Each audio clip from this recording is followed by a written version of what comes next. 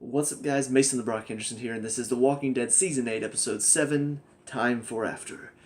Because, the Junkyard people are so stupid, they can't even call it death, they call it after. Because it sounds ominous, I guess? I don't know. Yeah, this one was a little bit more focused on the Junkyard people. So it's not one of my favorite episodes. I don't know. Frankly, I think they're probably the most annoying characters on the show. Like, ever. And that's saying a lot, because they're more annoying than Lori or Andrea, and I didn't think that was possible, but they are. Yeah, so basically all that happens with them in this episode, most of it is focused on what's going on in Sanctuary, and I'll talk about that in a second. But yeah, I mean, that's the main focus of what's progressing in the main story for Rick, is he's there at the junkyard, they've got him in the crate, they open it up one time, take some pictures, she's like, I'm gonna sculpt you after. Actually, no, she wouldn't say that because that's a complete sentence, and they don't speak in complete sentences because never explained. But yeah, they're taking pictures so they can sculpt him after, and then they open up the thing, open up another crate, and then lead out a walker. She's like, time for after, and then Rick fights him off, manages to pin her down to the ground. She's like, all right, we'll join you. We'll take fourth, and then problem solved. So I don't really know what all of this was for. Why do all of this? It just felt like a waste of an episode for them. So yeah, that part was kind of frustrating for me. It felt like, what was the point of all of this? It led to nothing. All it pretty much led to was they decided to join up, which you could have done so much shorter. It felt like they just stretched it out to make it another episode. And it could have been spent elsewhere. You could have spent that time doing other things with other characters, making more stories more interesting, but no. You gotta stretch out this one story that leads nowhere. So, yeah, ultimately what this leads to is they decide to join. Rick's gonna take them to see the sanctuary, but comes to find that a wrench has gone into his plans because of what Daryl and Tara decide to do. So, onto that story, we see Michonne and Rosita, before this whole thing gets started, decides they're not going to join. Rosita decides pretty much right off the bat, she's like, no, we can't do this. It's too risky. We might end up losing ourselves, so there's no point in doing this. Rick has a plan, I trust him. Michonne, it takes her until they're right about to do it. She's like, I can't do this. Maybe this is working. It seems like it is, so why not stick to it? But she decides, I'm done now, right before they get started. And then Tara and Daryl decide to go through with it. They get the help of Morgan and the snipers to kind of back them up. But yeah, they decide to drive the truck into the sanctuary and let all of the walkers inside. There are a couple problems with this. One, this attacks the people of the sanctuary, and that's going to hurt their cause in the future. I realize Tara and Daryl don't see that side of it. They're like, oh, we just need to kill all of them. They're all negan, so they all need to die. But ultimately, that's not what this is going to be about. It's going to come down to, can you live with these people after it's all over? Because you're going to need them. You're going to need them to work for you. You're going to need them to work with you. And you're probably going to need the numbers as well. And if you show, hey, we're not here to hurt you. We're here to help you get out of this awful situation. Well, then, yeah, it's easy to talk them down. It's easy for them to be like, hey, this guy's in charge now. He's actually helping us get out of this. Negan's done nothing to help us this entire time. So it would make it easy. But now they've attacked. They've let the walkers in. And now all these people are going to be like, I can't believe they tried to kill us all. We're not even involved in this. We wanted out of this, and now they're trying to kill us. They're trying to send all these walkers upon us. Yeah, now the entire plan is up in shambles. So, good job, Daryl and Tara. In my opinion, Tara, I'm not really a big fan of her anyway. She's kind of been annoying since we first met her. But Daryl now, I'm just like, you know what? Screw him. He's going against Rick's plan completely. He's screwed it up now to where I don't even know if the plan's going to work. They had this great plan in place. It was all coming together. And now it's going to fall apart. Because he wanted to be an idiot and be like, oh, we need to kill them all. So, yeah, it's kind of frustrating from a story point of view that Daryl decides to go and do this. Because there's no reason for him to. For Tara, it makes sense because she's an idiot. And she's been proven an idiot for most of since she's come into the show. I've really seen that side of her that's just like, you know what, she's not a thinker. She doesn't think ahead. She's kind of stupid. So yeah, it kind of made sense for her to do something stupid like this. But for Daryl, I mean, it just sort of came out of nowhere that all of a sudden he doesn't trust Rick anymore, and he's going to go against what Rick is saying. Why? Because we need to have a story. You know, like, it would have made more sense if somehow Negan managed to come up with a way to get out of the situation.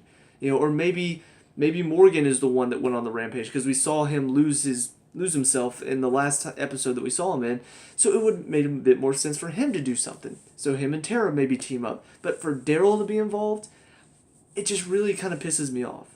You know, because there's no reason for it. There's no reason for him to do this. There's no reason for him to stop trusting Rick in all of this. He's just all of a sudden like, you know what? Screw his plan. I know it's working perfectly and all of this is going according to plan, but screw it. I'm gonna ruin it all now. So yeah, that's the one. Aside from the junkyard people, that's the frustrating thing about this episode for me, is the fact that Daryl is so against Rick now. And I don't know, it feels like some of these characters' whims are sort of changing however they want to. You know, like Eugene is the other one in this episode. We see him pretty much working for Negan now. You know, and it's something where I've always kind of wondered, you know, maybe he's going to help Negan for now while, you know, his life depends on it, but I think secretly deep down, if he ever saw that Rick was gaining that power back and gaining the ability to fight back, I always assumed they'd be like, you know what, I'm going to help Rick now because he's ultimately my friend. I just had to help Negan for the time being to keep myself alive. But no, they're showing in this episode he actually does trust Negan. He actually believes in Negan. He actually considers himself a part of Negan. I'm like, wait, when did this happen? You know, Dwight has this whole plan in place where he's helping Rick and his group, and he's trying to tell Eugene, you know, hey, I'm trying to help your friends. Why don't you help me? And he's just like, no, you know, I am 100% Negan. And I'm just like, when did this happen? When did he start trusting Negan instead of his friends? And he's like, no, they're just former traveling companions. When? Since when? And so ultimately, you know, we see most of this episode, he's trying to find a way to save all the people at the sanctuary. Finally comes up with a plan, which ultimately involves, you know, Sasha's little speaker, which I thought, hey, maybe that'll get through to him, but apparently it didn't, because he uses that little music player, hooks it up to a speaker, and then tries to send it on a plane to get the draw the walkers away. Dwight steps in and shoots the plane down right before Daryl drives the truck into the sanctuary. So Eugene sees all these walkers attacking the people, and all of a sudden just starts like getting super pissed, and then goes to Father Gabriel and pretty much says, I'm done helping all of you. You know, I'm not going to help any of you. You two can die. You and Sasha can both die. And I'm like, where did this come from?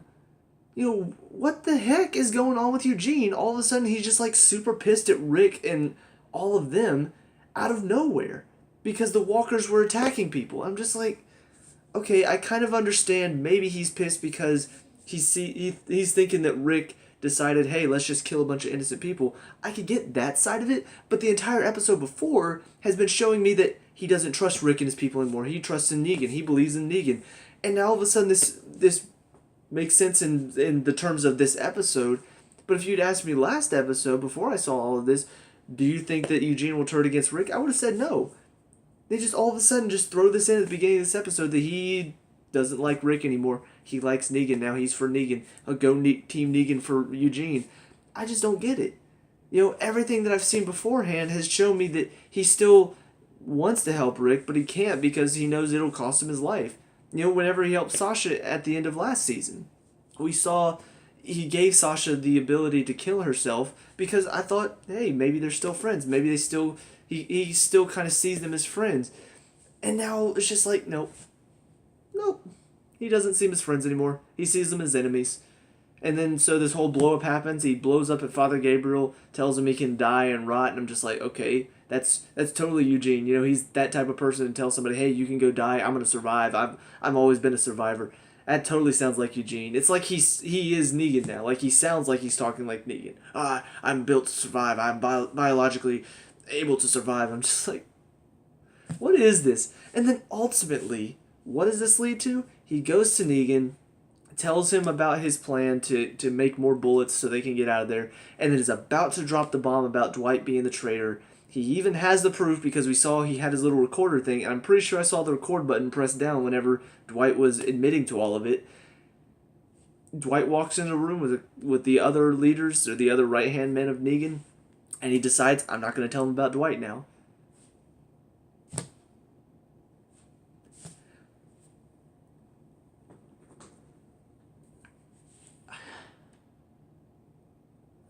I really, really, really enjoy this show.